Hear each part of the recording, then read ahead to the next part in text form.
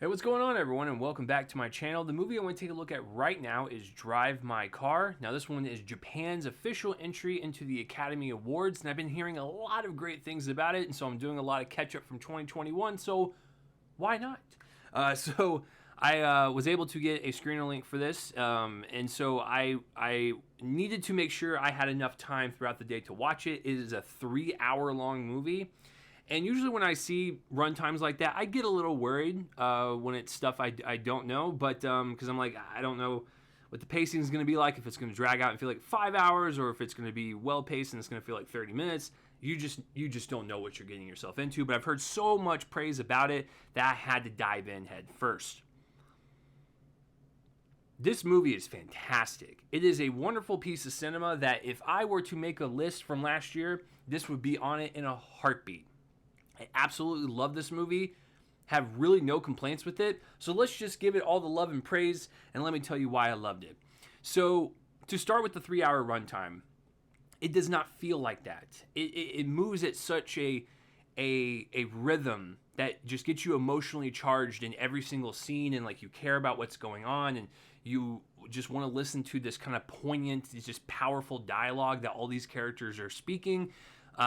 It's just a really just kind of beautiful film about love and loss and grief and forgiveness, and realizing that people, even if they have secrets or if they've done some bad things, that doesn't mean they're a 100% bad person. It's just, there's a lot of great things going about it, and it's a real just kind of slice of life approach, and it was just wonderful. I loved hearing every single thing that people were expressing to the main character, because this is a very therapeutic storyline for him.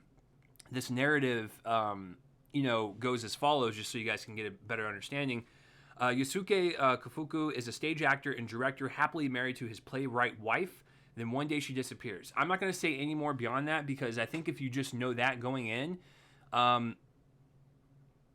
then you're good to go. Because I think taking you on that emotional journey, just kind of blind, is so satisfying. And I didn't know much beyond that plot synopsis, so watching the rest of it kind of unfold was just really just magical to witness. I just enjoyed every single scene. So so the main character, after his wife disappears, it's been a couple years later. I don't think that's much of a spoiler, but he's about to do another stage play, and he's casting for it. We're getting to see like the creative process and him just building his arsenal of people so he can execute his stage play that he did work on with his wife before she disappeared.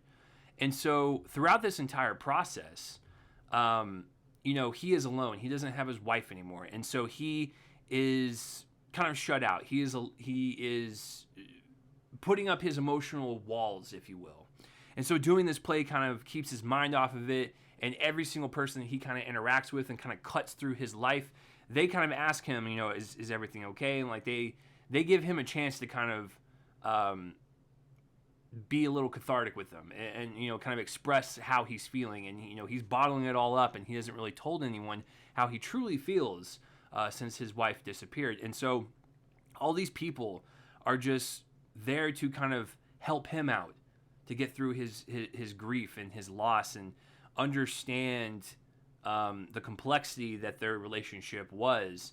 And then also they need him because they're a part of this stage play. They're actors, or theater directors and stuff. Like, they're all working with him to make sure they bring his vision to life. So everyone is all just kind of coming together in leaning on each other's shoulders. And that's what's really kind of positive about this movie, is that it's just everyone just needs everyone. And it's nice to have someone to just talk to.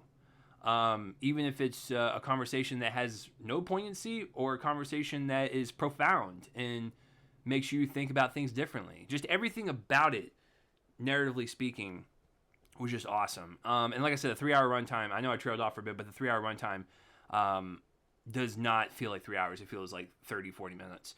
But going back to the director here, I need to give huge props to Ryusuke Hamaguchi. Like I said, just really kind of capturing the creative process, grief, profound dialogue, interesting characters, and weaving it into this dramatic epic was just really a sight to behold. And if he were to get nominated for a slot in the director for the Oscars, I would not be upset. So I think he did a fantastic job executing that. And you know what's really great about it is that every single scene did not feel wasted.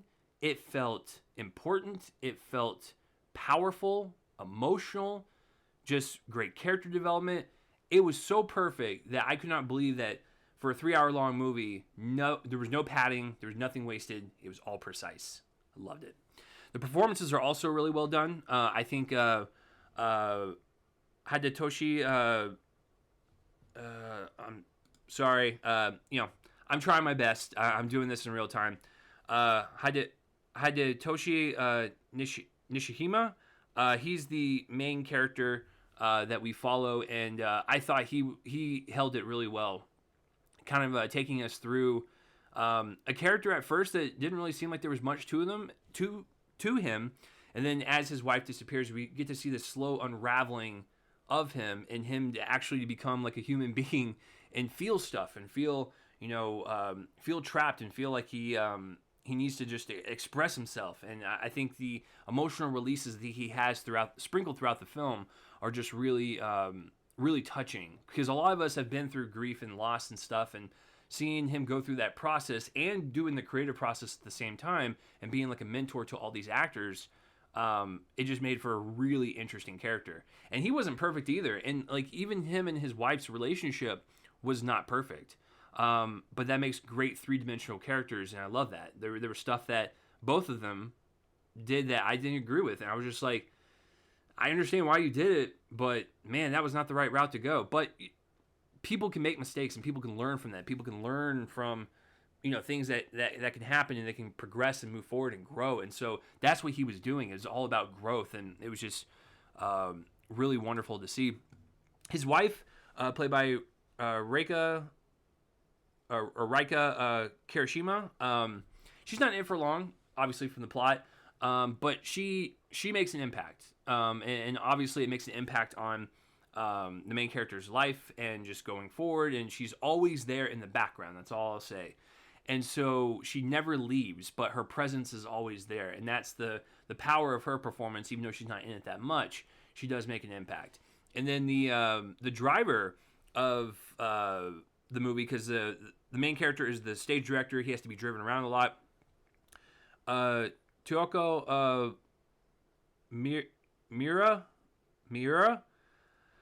Oh man, I'm gonna get absolutely blasted online. Anyways, she was also really great as the driver, and really kind of being the support system that the main character needs as he's going through this grieving process, and having her kind of open up to him about some of her insecurities and some of her past, and just some of the traumas that she's dealing with. I think was very therapeutic for both of them. Like, they needed each other, and it was just it was a beautiful friendship to kind of see blossom throughout the film, especially like towards the end when you get to her emotional climax. It was great, because then he started breaking down, and it was just chef's kiss. It was really great. And then another actor I wanted to bring up, Masaki Okada.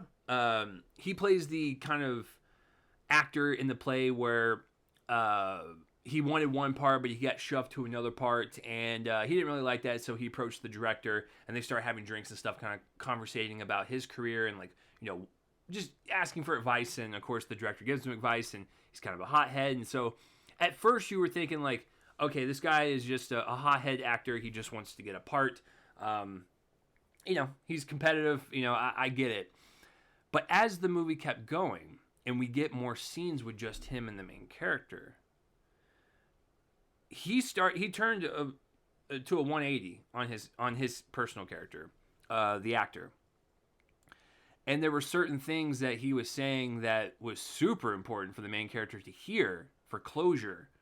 And that whole monologue was delivered so expertly by the actor, and like the face and the eyes, and just the emotion that was swelling up within him, and then just conveying it to the main character. It got me. Once again, it was a scene that it just got me, and the next scene would get me, and it kept going, and it never ran out of gas. It was just always interesting to hear these people talk about their perspectives on like what the main character's going through, what they're going through.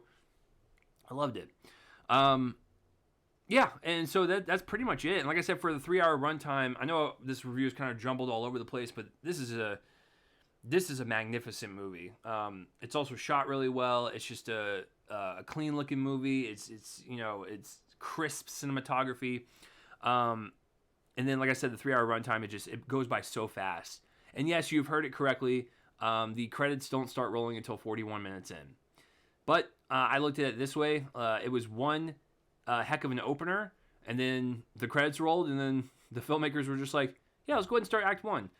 So I really appreciated that. So yeah, Drive My Car is a opus of a film about grief, the creative process, loss, love, true love. Like when I say true love, like what this character is going through and what he's feeling and what he witnesses before his wife disappears and how his thought process is, it's some of the truest, most raw form of love that I've seen in quite some time on film. So there's that.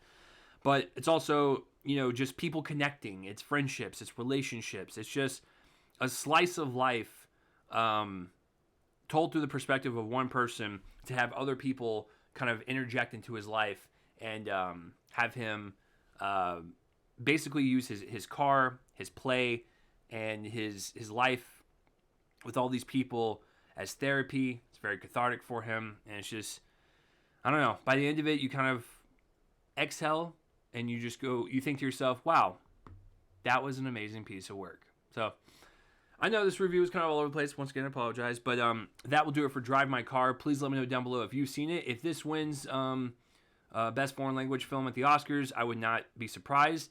If it sneaks into Best Picture and Best Director, like Parasite did, I also would not be upset. I think this deserves it. So let me know down below what you think of Drive My Car, whether you loved it, liked it, or hated it. I'd like to know your thoughts. But that will do it for this review, guys. I'm Chase Lee, and tune in next time for whatever I review next. I will see you guys later.